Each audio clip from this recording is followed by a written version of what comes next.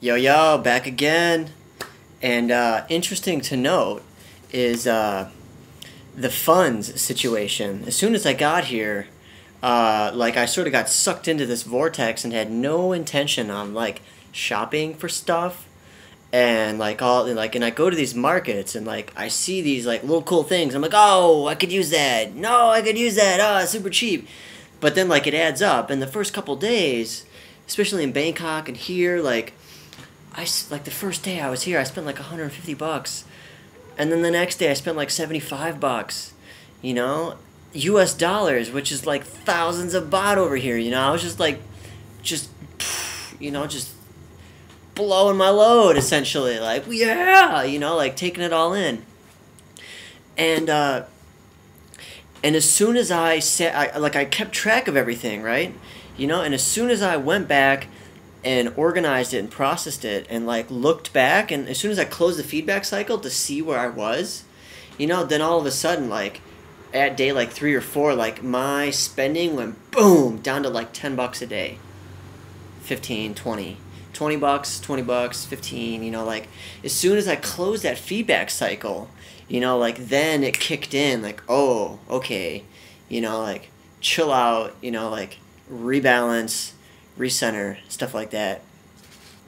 And interesting to note, it's like a permaculture thing too. One of the principles is in terms of, well, this is just a general development principle. Like after you go through something to feed it back in, to get that feedback cycle going. That's a critical piece to cycles of development. And so I just wanted to like throw that out there.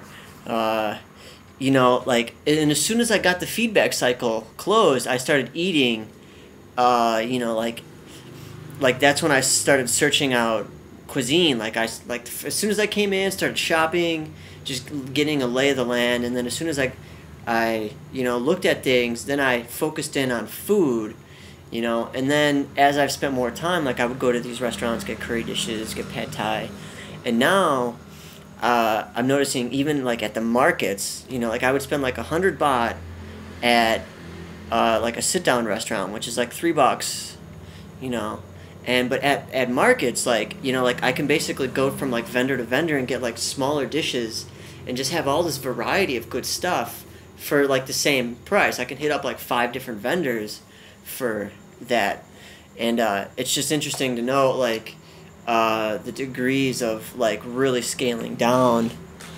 into like lowest common denominator, like basically like as low flying as I can essentially,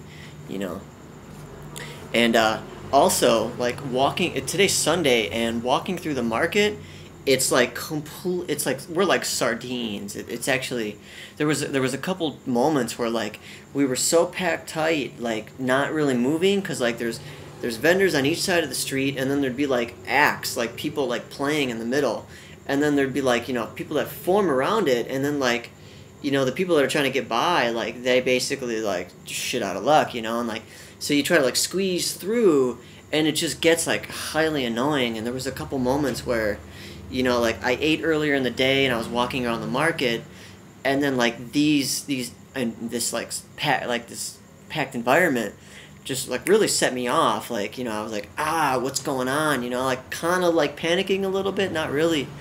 And then the like remembering the relationship between nutrition and mood, like that I probably need to get, my blood sugar level is low, I need to go get some fruit, or I need to go get some vegetables, or maybe I'm a little dehydrated, I need to go grab some water.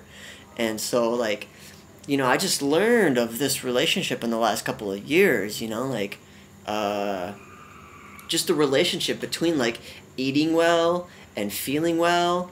And like if I'm not feeling well, or if an environment gets to me very easily and is able to like push me off my center, that it's there's all the the circumstantial things going on, but really the first place to start is like, when's the last time I've eaten? Have I been drinking recently? Like water, am I like, how are my body levels? Like, and that's also interesting to note. So like I picked up all, I ate some got these cherry tomatoes, got some pineapple, got some water, chilled out for a minute, and like, you know, like, and that kind of like brought me back to where I can keep moving and, you know, be cool about it, which is nice. And also Ayurveda, which is like the Vedic, like Indian tradition of like food, and it's really, it's like a healing modality, but you know, like the way I've learned certain pieces of it recently is in terms of diet and holistic nutrition. You know, there's various diets, right? And one of the, like, the components of like the study, the science of Ayurveda, you know, it was like food as medicine, right? And like also food, like the relationship on food and consciousness, right? So like, you know, there's various diets that are appropriate for different states of being.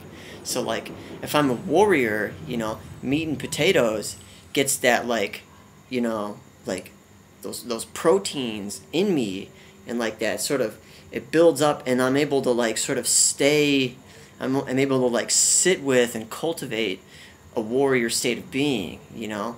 Whereas like if I eat straight up vegetables and fruit, like that's more of like a sadhu state of being, you know, like walking really light on the land, pretty much floating on the land, right? You know, like, and it's pretty cool because, you know, like I've slowly been like sort of like putting more focus and doing more research on my diet and tweaking it in certain ways, and it's kind of cool to see the progression, the evolution of, you know, like my development in these last couple of years relative to what I've been eating. And so that's cool, you know, something that's going on here. And then the last thing is, you know, like as I was in these crowds, you know, like it gets really tightly packed, but there's usually like a stream. There's a stream going this way, and there's a stream coming back, right?